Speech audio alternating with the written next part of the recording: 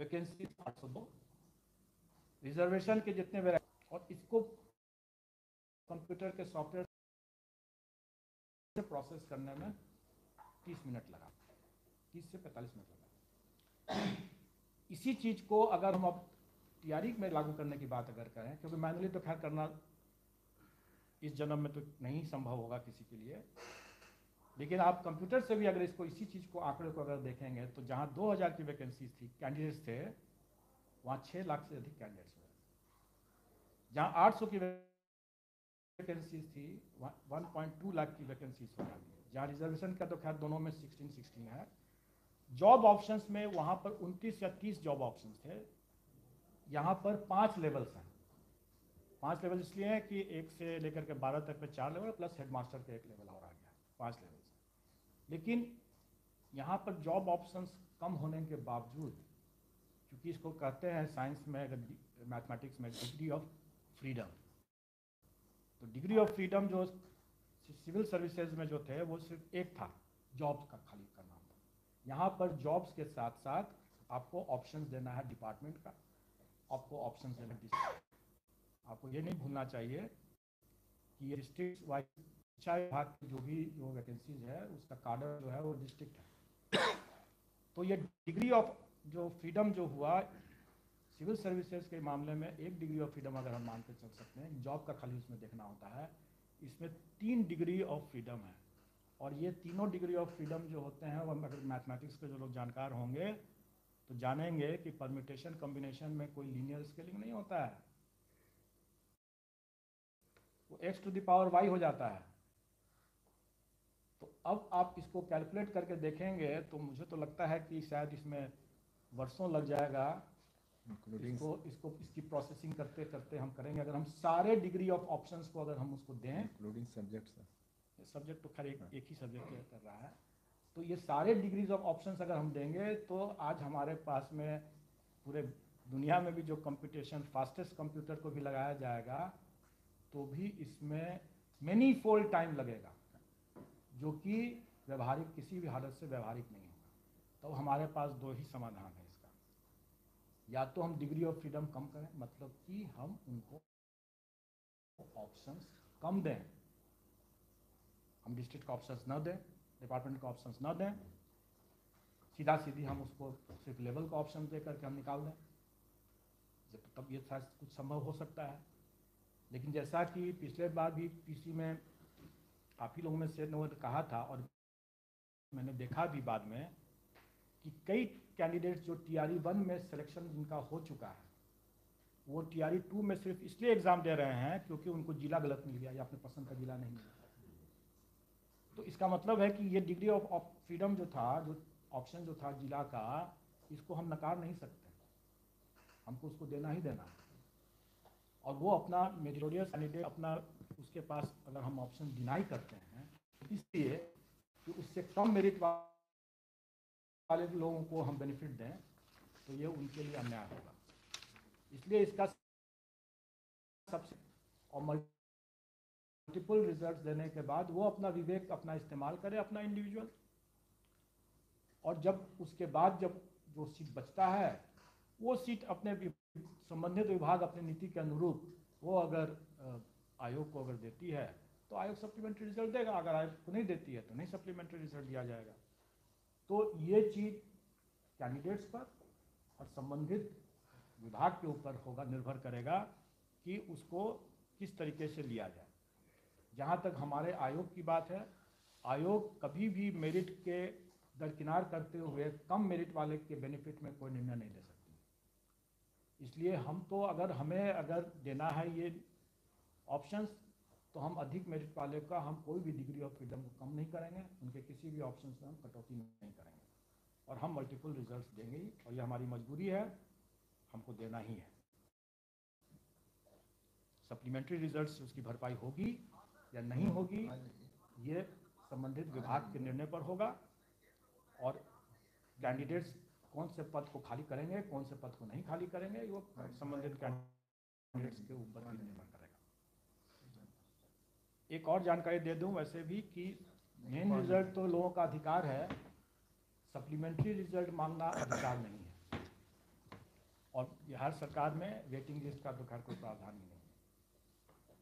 वैसे waiting list और supplementary result में एक बहुत बड़ा अंतर है, लोगों को ये बात भूल जाते हैं।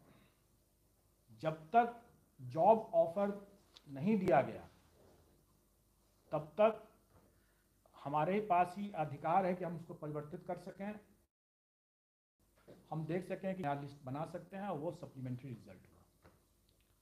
एक बार जब जॉब ऑफर जब किसी को दे दिया गया, अगर चाहे ज्वाइन करे या न करे, वो पोस्ट कंज्यूम हो गया, एग्जॉस्ट हो गया, क्योंकि अब वो कैंडिडेट के ऊपर डिपेंड करता है कि वो ज्वाइन करेगा कि नहीं करेगा। वो अब आपके हाथ में नहीं रहा, वो कैंडिडेट के हाथ में चला गया। और इसी में जो वेटिंग लिस्ट बनता है, वो वेटिंग लिस्ट का सरकार प्रावधान नहीं है। इसलिए यहाँ तक हम लोगों ने अपनी बातों को स्पष्ट कर दिया कि इसमें मल्टीपल रिजल्ट्स दिया ही जाएगा, वो हमारी मजबूरी है। और सप्लीमेंट्री रिजल्ट बनेगा नहीं बनेगा, ये संबंधित विभाग के निर्णय पर डिपेंड करेगा। और हम लोग 90 रिजल्ट्स जो बनाना है हमें, ये हम अपनी सारी प्रक्रिया का पालन करके ही बनाएंगे। अभी हमारे कई ऐसे पेपर्स हैं जिसका कि फाइनल आंसर की नहीं आया है। आप जानते होंगे कि हमारा आयोग काफ़ी ट्रांसपेरेंट है और इसने अपनी एसओपी बना रखा है आंसर की के बारे में कि हम फर्स्ट प्रोविजनल निकालते हैं, सेकंड प्रोविजनल निकालते हैं, और दोनों स्तर पर हम ऑब्जेक्शन इनवाइट करने के बाद उसकी प्रोसेसिंग करते जाते हैं। और उस प्रोसेसिंग के बाद जब फाइनल आंसर की तैयार हो जाता है, उसके बाद ही हम रिजल्ट निकालते हैं। तो हम लोगों ने आज आप लोगों को इसलिए इनवाइट किया कि हमारे कई मामले के हमारे होमवर्क तैयार हो चुके हैं, क्योंकि उसके पहले का हमारा बाकी जो बायोमेट्रिक अटेंडेंस सिस्टम से देखते हैं, हम कैंडिडेट्स को आइडेंटिफाई करते हैं, वो सब हम जो लिस्टिंग करते हैं, कैंडिडेट्स को भी जो हम लोगों ने अभी ऑप्शंस दे रखा था, खास करके आपने देखा होगा कि SC/ST वेलफेयर डिपार्टमेंट के मामले में चूँकि वैकेंसी उसकी बाद में आई थी, इसलिए हम लोगों ने उसको समेकित करके ही किया था, शिक्षा विभाग के साथ उसकी वैकेंसी को जोड़ के किया था। और बाद में हम लोगों ने उनसे ऑप्शन मांगा, जैसे आप जिला का ऑप्शन देते हैं वैसे 38 जिला के साथ साथ 39वें स्थान पर इसको भी रखते हुए आपको ऑप्शन दिया गया था। अगर आप ऑप्शन दें सो फार सो गुड, ऑप्शन नहीं भी देते हैं तो भी हम आपको कंसिडर करके करेंगे ही करेंगे, लेकिन तब वो अल्फ़ाबेटिकल ऑर्डर या उस सूची के क्रम में हम उसको अलॉट करेंगे। लेकिन हम लोग का फर्ज था कि हम लोग विकल्प उसको दे दें, बता दें कि अगर आप चाहते हैं तो SC/ST डिपार्टमेंट में जाना चाहते हैं तो जा सकते हैं। तो उसके हिसाब से वो ऑप्शन किया, तो उसका भी डेडलाइन ख़त्म हो चुका है, वो भी हमारे पास आ गए। तो ये सारे तथ्य जो हमारे पास आते हैं, इन आंकड़ों को हम एक साथ इकट्ठा करते हैं, उसमें देखते हैं, और उसके हिसाब से जो हम अपना लिस्टिंग बनाते हैं, जो अपना होमवर्क करते हैं जिसको कहा जाए, वो हम कर चुके हैं। जो हमारा OMR की जो स्कैनिंग होती है, जिसके बेसिस पर हम लोग रिजल्ट बनाएंगे, वो हमारा हो चुका है। आंसर की हमारा अभी सभी सब पेपर्स का अभी फाइनल नहीं हुआ, उसकी प्रोसेसिंग चल रही है, और बिना आंसर की के हम रिज़ल्ट नहीं देंगे। अब हमारे पास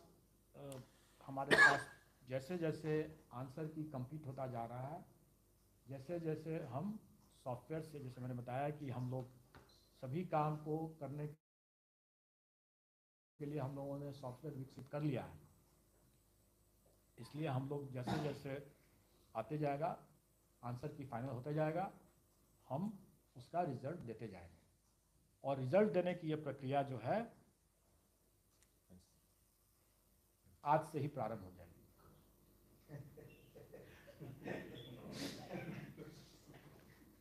तो 25 के लिए वेट नहीं करने की ज़रूरत है। रिजल्ट की ये प्रक्रिया आज से प्रारंभ हो जाएगी। लेकिन आप बात समझ सकते हैं कि हमारी प्रथम परीक्षा जो हुई थी वो 7 तारीख को हुई थी, और अब 7 तारीख को हुई थी, शाम से रात कैसे भी समय। अब इतना फाइन ट्यूनिंग तो आप करना थोड़ा मुश्किल है मेरे लिए भी। आज मतलब 12 बजे पहले ही ना होगा सर, ऑब्वियसली नेचुरल शुरू हो जाए, मैं ये नहीं कह रहा हूँ कि अंत हो जाए। आज से शुरू हो जाए, क्योंकि अभी तो आप देखें कि अंतिम परीक्षा जो हमारी हुई है वो तो 18 तारीख को हुई है। जी जी। तो अंतिम परीक्षा 18 तारीख को हुई है, तो 22 तारीख को आप हमारा आंसर की का एसओपी तो कंप्लीट नहीं होता है उससे। हमें फर्स्ट प्रोविजनल अभी दिए हैं, सेकंड प्रोविजनल देंगे, उसके बाद तब फाइनल देंगे आंसर।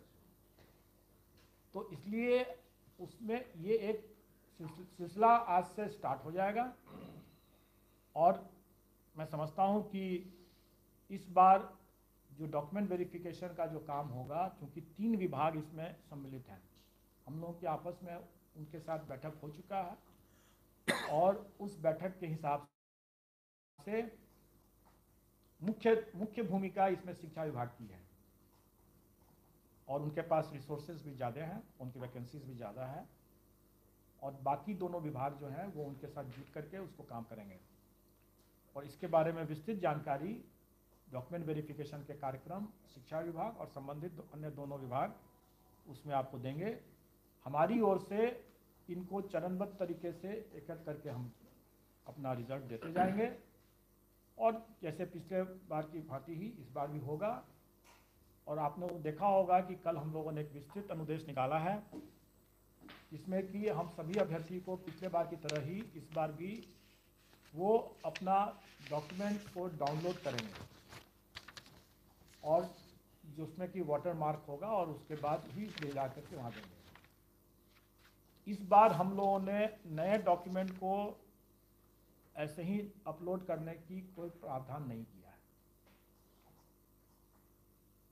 अगर कोई कैंडिडेट, सफल कैंडिडेट अगर जाता है वहाँ पर डॉक्यूमेंट वेरिफिकेशन एंड काउंसलिंग में, और अगर संबंधित विभाग को लगता है कि हाँ इससे ये अतिरिक्त डॉक्यूमेंट लिए बिना इसकी पात्रता नहीं बनती है, तो वो अतिरिक्त तब वो डिपार्टमेंट हमें बताएगा कि हाँ इसको ओपन किया जाए हमारे पोर्टल पर, तब वो हमारे ये विवेकाधिकार जो है ये हम लोगों ने डिपार्टमेंट के पास में दिया हुआ है। हम कैंडिडेट्स को इस बार वो छूट नहीं दे रहे हैं, और आप लोग समझ सकते हैं कि क्यों नहीं छूट दे रहे हैं, क्योंकि इसके पिछले बार हम लोगों ने कई तरह के छूट दिया था, जो कि इसमें इस बार हम लोगों ने अपनी किया है, और उसके सार्थक परिणाम भी निकले हैं। इस बार आप देखेंगे कि अगर 15 दिन के अंदर में अगर हम लोग फर्स्ट रिजल्ट देने की स्थिति में आ भी गए हैं, तो इसमें इस कारण से भी है कि अभ्यर्थी लोग इस बार गलती नहीं की है, बहुत कम की है। रोल नंबर्स की गलती जो इस बार जो हुआ है वो काफ़ी कम है। तो पिछले बार इसी सब चीज़ों के कारण से लोगों को बहुत, हम लोगों को भी टाइम लग रहा था। तो मैं समझता हूँ कि साफ़ सुथरे परीक्षा दिया, और साफ़ सुथरे तरीके से हम लोग रिजल्ट देंगे, और सही समय पर देंगे, और आपकी आशा से बढ़ करके हम, आपकी उम्मीदों से बढ़ करके हम लोगों ने फास्ट तरीके से दिया है। पिछले बार हम लोगों ने कीर्तिमान स्थापित किया था, इस बार फिर से कीर्तिमान स्थापित कर दिया, और जैसा कि मैंने पहले भी बताया था कि पेपर लीक और पेपर वायरल बीपीएससी के लिए वो अब इतिहास हो गया है। कुछ रिजल्ट तैयार हो गया, परसेंटेज कुछ बता दीजिए। कौन सा रिजल्ट जारी करेगा स्टेट का? जैसा मैंने बताया कि अभी कोई भी रिजल्ट बना नहीं है, हमारा होमवर्क तैयार हुआ है लेकिन रिजल्ट अभी नहीं बना, इसलिए कोई भी आंकड़े अभी हम उसमें बताने की स्थिति में नहीं है, हम बताने की स्थिति में नहीं है। आज शाम में या रात में जब भी वो रिजल्ट निकलेगा, लेकिन मैं सिर्फ इतना बता सकता हूँ कि अभी जो रिजल्ट जो निकलने का विषय कौन कौन सा होगा, कौन कौन से पद का होगा, वो और कुछ और अन्य आंकड़े जो हमारे हैं इसमें, वो डिटेल में मैं शर्मा जी को कहूँगा कि एग्जामिनेशन कंट्रोलर की वो बताएं, डिटेल्स बताएं, और सचिव साहब सप्लीमेंट कर दें।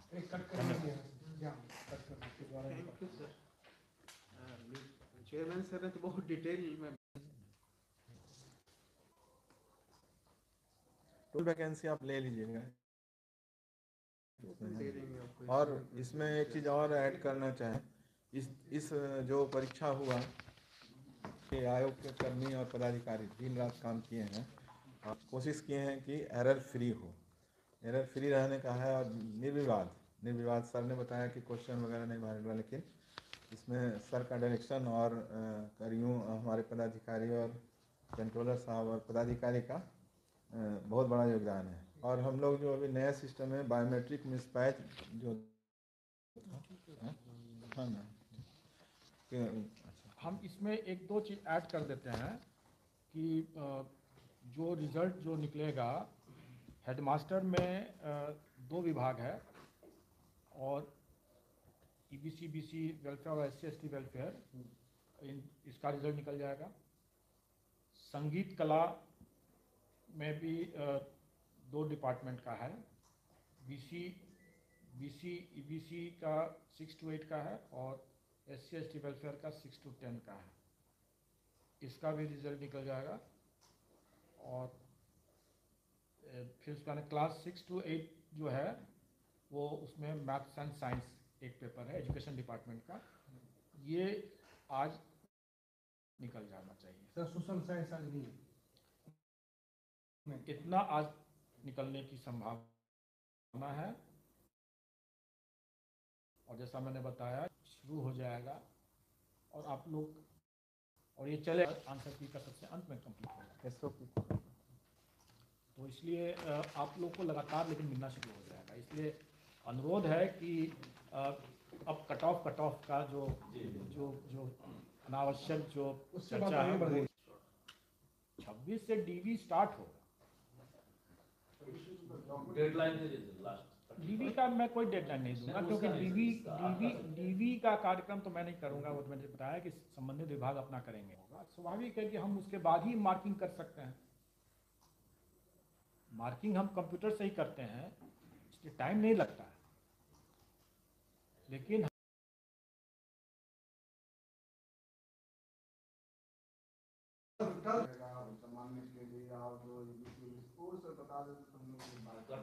देखिए फिर मैं बार बार यही बता रहा हूँ कि रिजल्ट बना नहीं है, वो जो प्रावधान थे उसका उल्लेख किया गया है और वो इसलिए उल्लेख किया गया है क्योंकि TRE 1 में कई शिकायत आई थी, करीब 498 शिकायतें ऐसी थीं जिसमें उस कैंडिडेट का कहना था और उसका कहना सही भी था कि उसे उस कैटेगरी के मतलब जनरल कैटेगरी के UR कैटेगरी के कट ऑफ से ज़्यादा नंबर था और फिर भी उसका चयन नहीं हुआ।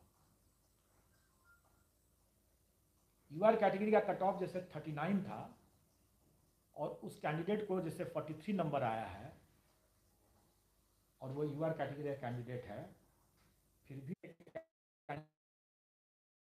कैंडिडेट्स थे वो जनरल कैटेगरी में भी बुक हो गए।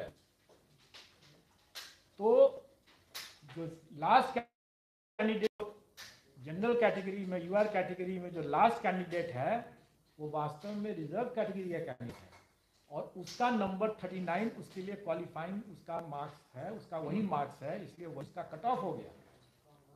लेकिन जो 43 नंबर ला करके जो छट गया वो कैंडिडेट वास्तव में UR कैटेगरी का ही है और UR कैटेगरी के लिए क्वालिफाइंग कट ऑफ जो है 48 मार्क्स है,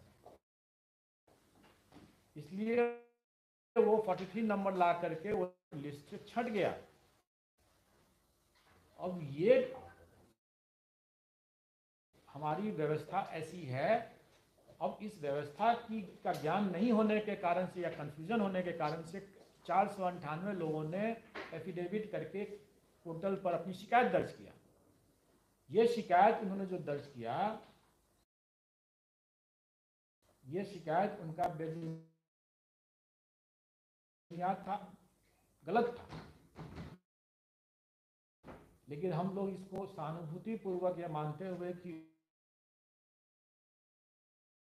किसी को भी ये बात अगर समझ में नहीं अगर आएगा तो प्राइमा फेसी लगेगा कि गलती हो रहा है, हमारा तो होना चाहिए था।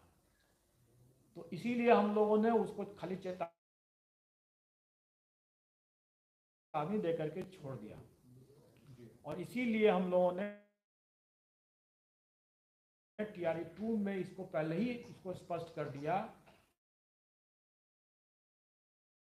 कि अगर किसी का क्वालिफाइंग कट ऑफ से कम अगर नंबर है तब तो ऐसे ही लिस्ट से बाहर है, उसके लिए फिर सोचना नहीं है, उसके तो पहले ही बाहर हो गया वो तो।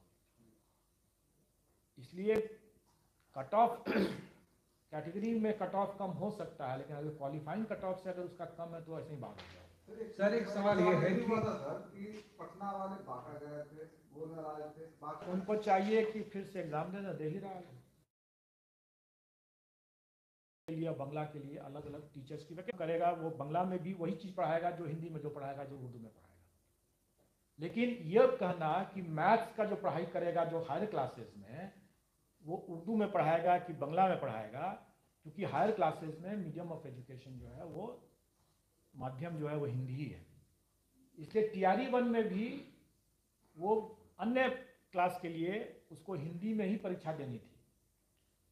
चूंकि परीक्षा एक साथ हुआ, वो पेपर TRE-1 में चूंकि एक साथ हुआ और उसमें OMR में उसका ऑप्शन दिया जा गया, इसलिए जो लोग अपने जो भी समझ के हिसाब से, किसी ने हिंदी में कर दिया, किसी ने उर्दू में कर दिया, किसी ने बंगला में कर दिया, हायर क्लासेस में भी। और यही चीज़ TRE-2 में भी इसका रिपीट हो गया, सिलेबस में वो रिपीट हो गया। एक्चुअली में देखा जाए तो ये जो लैंग्वेज का जो पेपर है, अब कोई साइंस का ग्रेजुएट या कोई हिस्ट्री का कोई टीचर बनेगा अगर, तो जिस तरह के जो प्रश्न थे हिंदी के, वो गैर हिंदी को तो छोड़ दीजिए, वो तो हिंदी भाषी के लिए भी, अगर मैं साइंस का जैसे मैं स्टूडेंट हूँ, मेरा उतने ग्रामर शायद मुझे भी शायद नहीं जानकारी हो, ये किसी के लिए भी एक कठिनाई वाली स्थिति थी कि ये एक अच्छे मेरिटोरियस कैंडिडेट भी इस भाषा उसके लिए कठिन हो जा रहा था। जब हिंदी भाषी के लिए जब ये कठिन हो जा रहा था, तो गैर हिंदी भाषी वालों के लिए तो सोच लीजिए कि और क्या होगा। तो हम लोगों ने ये विचार किया कि इसको इस तरह के देखने से क्या होगा कि कई मेरिटोरियस कैंडिडेट जो अदरवाइज अपने विषय के में काफ़ी अच्छा मार्क्स लाएंगे, वो भाषा में इस कारण से वो छंट जाएंगे, क्योंकि भाषा के प्रश्न स्तरीय थे, और दूसरा कि उसमें जो गैर हिंदी भाषी लोगों के लिए वो ऑप्शन देने के बाद उनके लिए प्रश्न नहीं थे। तो वैसी स्थिति में हम लोगों ने ये अपने विवेकाधिकार का प्रयोग किया, जो कि हमारे इस जो अध्यापक नियुक्ति नियमावली जो है उसके नियम 7 की उप नियम 5 में, जिसका कि हम लोगों ने अपने नोटिस में उल्लेख कर भी दिया है, उसके तहत, उस प्रावधान के तहत हम लोगों ने विवेकाधिकार का प्रयोग करते हुए अर्हतांक में को शून्य किया है, और यह लेवल प्लेइंग फील्ड दिया गया है कि जिससे कि हिंदी और गैर हिंदी सबके लिए एक लेवल प्लेइंग फील्ड हो, सबको एक समान अवसर मिल सके, और इसीलिए वो हम लोगों ने अर्हतांक को शून्य किया। ठीक। सर एक सवाल सर, 18 दिसंबर को जो परीक्षा यहाँ पे कमला नेहरू बालिका विद्यालय हुई थी, वो परीक्षा सर 8 या 9 दिसंबर को हुई थी। सीतामढ़ी में जो परीक्षा प्रश्न पत्र नहीं पहुँच पाए। जो सर अभ्यर्थी हैं जिन्होंने 18 दिसंबर को यहाँ परीक्षा दी है, उनका कहना है कि जो 8 दिसंबर का जो सवाल आया था और जो 18 दिसंबर का जो सवाल आया है, वो काफ़ी हार्ड है और आउट ऑफ सिलेबस है। कितनी सच्चाई है? देखिए, इसी तरह की बातें TRE-1 में जब महिलाओं के लिए और पुरुषों के लिए जब अलग अलग शिफ्ट में जब लिया गया, तो ये बातें हुई कि भाई उनका अलग होगा। पुरुष कहते थे कि मेरा वाला ज़्यादा भारी था, महिलाओं वाला कम भारी था। महिलाएं बोलती थी मेरा वाला ज़्यादा भारी है, पुरुषों वाला कम। वही स्थिति अभी हो रही है। अब इसमें देखिए, हम लोग कहेंगे कि हमें कोई भी 2 लिस्ट को अगर मर्ज करना है जी, तो हमें मर्ज करने के कई तरीके हैं। एक तो परसेंटाइल तरीका है, जो कि बड़ी संख्या होने पर वो परसेंटाइल तरीका कारगर हो सकता है। दूसरा तरीका जो TRE-1 में हम लोगों ने अलग अलग जेंडर वाइज अलग अलग क्यों किया, क्योंकि आप लोग देखेंगे कि आरक्षण की जो व्यवस्था है उस व्यवस्था में के हिसाब से महिलाओं का कट ऑफ प्रायः नीचे जाता है, और उतनी संख्या में हमको महिलाओं को लेना ही लेना है, चाहे वो मेरिट में उनका कट ऑफ नीचे भी जा क्यों ना जाए, लेना ही लेना है। और जब उनका मेरिट जब नीचे जाता ही है तो फिर उसमें प्रश्न सरल हो चाहे कठिन हो, उससे क्या फर्क पड़ रहा है, उतनी महिलाओं को हमको लेना ही लेना है, चाहे उनका मेरिट नीचे भी क्यों नहीं जाए। तो इसलिए उसमें भी हमको कोई नॉर्मलाइजेशन, कोई स्केलिंग, कोई परसेंटाइल सिस्टम करने की जरूरत नहीं पड़ेगी। एक बात जो मैंने बताया थोड़ी देर पहले कि हम लोग के यहाँ पेपर लीक और वायरल का मामला बीपीएससी में इतिहास क्यों हो गया, उसके पीछे कारण यही है कि हमारे पास क्वेश्चन जो बनते हैं वो एक साथ कई सेट्स बनते हैं, और एक साथ जो सेट्स बनते हैं वो इस तरह से मिक्सिंग की जाती है कि सभी सेट्स जो हैं वो समान डिफ़िकल्टी लेवल के होते हैं। आपको क्या लगता है कि जो हम लोगों ने परीक्षा जो इतना जो तुरंत कैसे री एग्ज़ाम तुरंत कैसे करा लिया, और हम तो इसके लिए भी तैयार थे कि अगर 15 तारीख की भी परीक्षा में अगर कोई प्रभावित होता किसी भी कारण से, तो हम 18 तारीख को उसकी परीक्षा करा सकते थे। क्यों? 2 दिन के अंदर में हम कैसे करा सकते थे? नंबर ऑफ क्वेश्चन ज्यादा तैयार किए। हमारे पास मोर देन 1 सेट्स तैयार करते हैं। जैसा मैंने बताया कि मल्टीपल सेट्स हम तैयार रखते हैं, और हम मिक्सिंग करते हैं, इस तरीके से करते हैं कि सभी सेट्स समान डिफ़िकल्टी के हों, क्योंकि हमारा मिक्सिंग उसी तरीके से होता है। इसलिए जो उसका जो कहना कि मेरा वाला ज़्यादा डिफ़िकल्ट है, उसका वाला हल्का था वो हमारे बुनियादी स्ट्रक्चर को मतलब चैलेंज करने वाली बात होगी, जो कि आप लोगों ने देख लिया कि हमारा कोई भी अब एग्ज़ाम में पेपर लीक वायरल होने का सवाल नहीं उठता है, क्योंकि किसी को मालूम नहीं है कि कौन वाला सेट आने वाला है।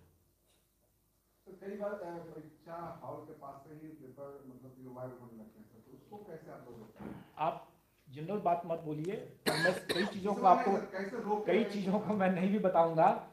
मेरा सिर्फ इतना ही, मैंने शायद एक बार किसी ने पूछा था कि ऑफलाइन मोड में भी पेपर लीक हो जाता है, ऑनलाइन मोड में भी पेपर लीक हो जाता है, तो आखिर क्या किया जाए, किस पर भरोसा किया जाए? किसी ने इसी सभा कक्ष में किसी ने पूछा था मुझसे कल पहले, और मैंने कहा था कि भरोसा तो आपको उस इंसान पर ही करना है। कोई भी सिस्टम अपने आप में गलत नहीं होता है, उसको हैंडल करने वाले इंसान के ऊपर आपको भरोसा करना है। अगर वो सही है तो सब सही है, नहीं सही है तो नहीं, कुछ भी नहीं सही है। यानी कि आपके पहले वाले जो अध्यक्ष थे वो लोग कुछ गड़बड़ मैं ये नहीं कह रहा हूँ, अध्यक्ष की बात क्यों करते हैं, जो भी टीम थी वो अध्यक्ष की बात नहीं करता हूँ। तालाब में एक मछली भी पूरे तालाब को गंदा कर सकते हैं, वो कोई जरूरी नहीं है कि अध्यक्ष ही हो। नहीं सर, कोई जरूरी नहीं है कि अध्यक्ष हो। वो भी जो आप जो जिसका अथी कर रहे हैं, आपकी टीम में छेद नहीं है, पहले नहीं, टीम में छेद था। नहीं ऐसा नहीं है। मैं बताता हूँ कि छेद तो सिस्टम में कई थे, और कई छेद जो, जैसे मैंने कई अफसरों पर, शायद आप पहली बार आप सुन रहे हैं, मैं बता देता हूँ, मैंने पहले भी ये स्पष्ट किया है कि पर्दे के सामने जो काम होता है वो सबको दिखता है, और उसमें आप अच्छा बहुत कर सकते हैं, सब लोग संतुष्ट भी हो जाएंगे, लेकिन उससे बात नहीं बनती है। जो पर्दे के पीछे जो काम होते हैं, अगर हम सावधानी नहीं बरतें, उसमें पारदर्शिता नहीं बरतते, अगर हम ये कहें कि हम क्वेश्चन नहीं देंगे, हम OMR शीट नहीं देंगे, आंसर की नहीं देंगे, तो हमने कई चीज़ों को पर्दे के पीछे ढकेल दिया। और अगर हम पर्दे के पीछे ढकेल देते हैं तो पर्दे के पीछे क्या हो रहा है किसी को पता नहीं।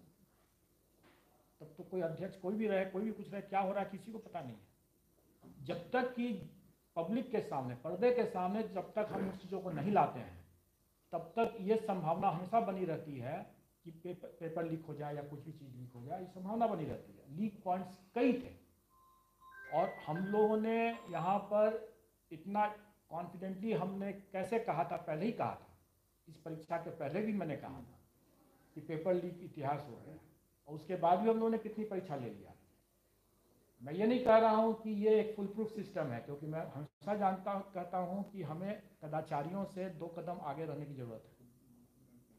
हम अगर अपने सिस्टम में हम परिवर्तन नहीं करेंगे तो हम किसी दिन गच्चा खा जाएंगे।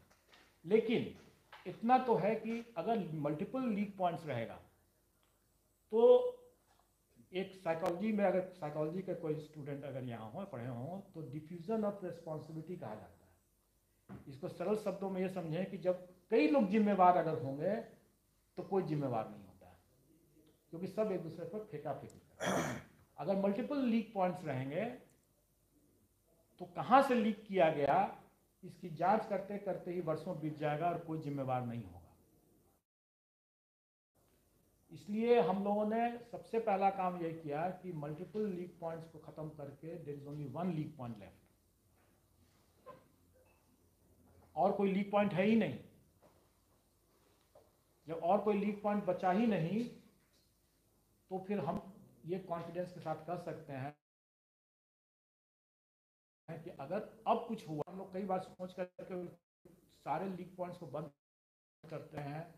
जो चीज़ आपके पर्दे के सामने वाला चीज़ तो आप देख करके वाहवाही कर देंगे, कैमरा लग गया, ये लग गया, वो लग गया, वाहवाही कर देंगे। लेकिन उससे ज़्यादा होमवर्क, ज़्यादा मतलब दिमाग लगा करके जो काम करने वाली बातें हैं वो पर्दे के पीछे वाला काम है, जिसमें कि ट्रांसपेरेंसी बहुत ही क्रिटिकल एलिमेंट है। और वो ट्रांसपेरेंसी जितना अधिक से अधिक रहेगा उतना आपका system full proof, leak proof रहेगा। अगर जितना आप ट्रांसपेरेंसी कम रखेंगे उतना आप भी हमेशा शक के दायरे में रहेंगे।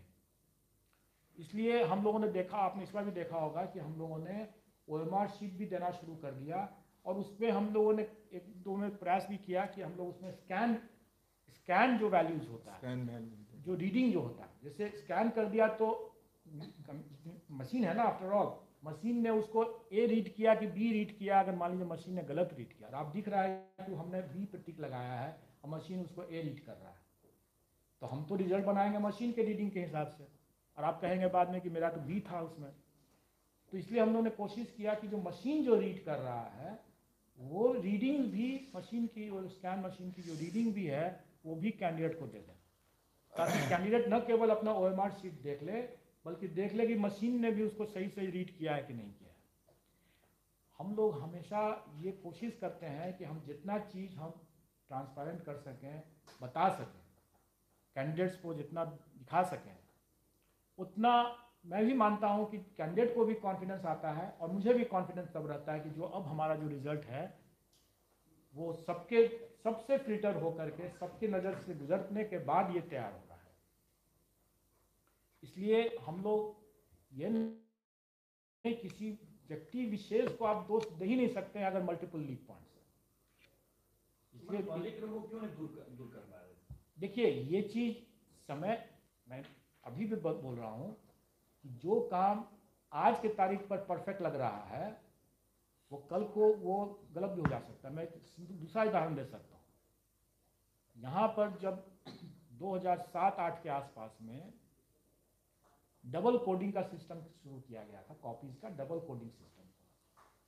पहला कोड नंबर सिस्टम, दूसरा कोड भी नंबर सिस्टम। ये 2007-8 के हिसाब से वो बहुत ही फ्यूचरिस्टिक था, अप्रोप्रिएट था। 2020-22 तक पहुंचते पहुंचते आपका मोबाइल का जमाना पूरा जबरदस्त आ चुका था। लोग स्मार्ट मोबाइल फोन्स आ गया है। लोग कितने तरह का चीज़ कर सकते हैं इसकी आप इमेजिन भी नहीं कर सकते। हम लोगों ने उसमें सुधार करके उसमें फर्स्ट कोड को QR कोड कर दिया। ऐसे तो लोग नंबर सिस्टम है तो उसको पढ़ ही सकता है ना। तो जो नंबर सिस्टम का कोडिंग सिस्टम जो 2007-8 के लिए अप्रोप्रिएट था वो 2022 आते आते वो आउटडेटेड हो गया, क्योंकि उसका भी लोग काट निकालने लगे। तो मैं ये इसलिए मैं कहना चाह रहा हूँ कि जो भी सिस्टम हो आज की तारीख में अगर वो सही है तो इसकी कोई गारंटी नहीं है कि वो आज से 4 साल बाद, 3 साल बाद, 4-5 साल बाद भी वो सही रह जाए, क्योंकि उसका भी तोड़ निकालेंगे। और TRE 1 की परीक्षा में जो हम लोगों ने हरकतें देखा, जो मुन्ना भाई लोगों ने जिस तरह से कुछ चीज़ों को डिफीट करने का कोशिश किया, और उस चीज़ को डिटेक्ट करने में हम लोगों को 1 दिन लग गया। हम लोगों ने उसको दूसरे दिन पकड़ा। उससे हम लोगों ने भी सबक लेकर के TRE 2 में यह व्यवस्था कर दिया कि हम लोग उसी दिन परीक्षा के दरमियान ही हम लोग पकड़ लें, क्योंकि सेकेंड डे तो है ही नहीं। उस बार तो 2 दिन की परीक्षा थी सबके लिए, इस बार तो 2 दिन की सबके लिए परीक्षा। लेसन लिया TRE 1 से, उसको इम्प्रूव किया। तो ये ऑलवेज, ये चूहे बिल्ली का खेल की तरह समझिए कि ऑलवेज हमें आगे रहना होगा, नहीं तो हम फंस सकते हैं। तो हम लोग का ये प्रयास है, और मैं कभी कोई मतलब भविष्यवक्ता तो नहीं हो सकता हूँ, लेकिन मेरा जो अनुमान है, उस अनुमान के हिसाब से ही मैंने बताया था कि ये शायद इतिहास हो गया है हमारे लिए। और इसीलिए हम लोगों ने जो भी जितनी परीक्षाएं जो किया वो काफ़ी किया हम लोगों ने, और हम लोगों को कोई टेंशन नहीं था। और यहाँ पर हम लोगों ने सभी लोगों को, अन्य विभाग के लोगों को हम लोग आमंत्रित भी किया।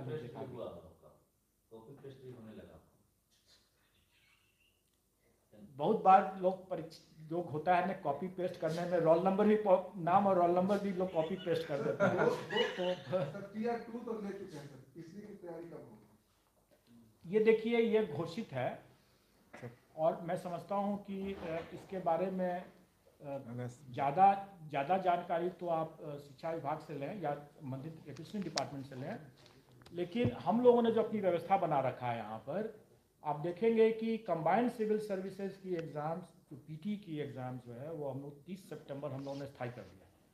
हमने 67 का 30 सितंबर को लिया, 69 का 30 सितंबर को लिया। 68 का बीच में लेना इसलिए पड़ा क्योंकि सेशन को रेगुलराइज करने के लिए। हम लोगों ने 67 का हम लोगों ने जनवरी में मतलब लिया एग्ज़ाम मेंस का। 69 भी हम लोग मेंस का ले रहे हैं, इसका भी डेट अनाउंस हो चुका है। और हम लोग ने इसी तरीके से हम लोगों ने कहा कि शिक्षा विभाग के साथ हमारी बैठक होने के बाद निर्णय हो चुका है कि अगस्त महीने में, हर एक वर्ष अगस्त महीने में ये परीक्षा होगी। 24, 25, 26 जैसे हम लोगों ने इस बार जैसे लिया था TRE 1 में, वही चीज़ हम लोग उस तरीके से TRE 3 में होगा, और जैसे जैसे आएगा वैकेंसी उसके हिसाब से होगा। हर एक साल उसी तरीके से करने का प्लान है। धन्यवाद। रिकॉर्ड तोड़ दिए सर आप, वही उसी रिकॉर्ड पर, इतना बढ़िया मौका मिलेगा।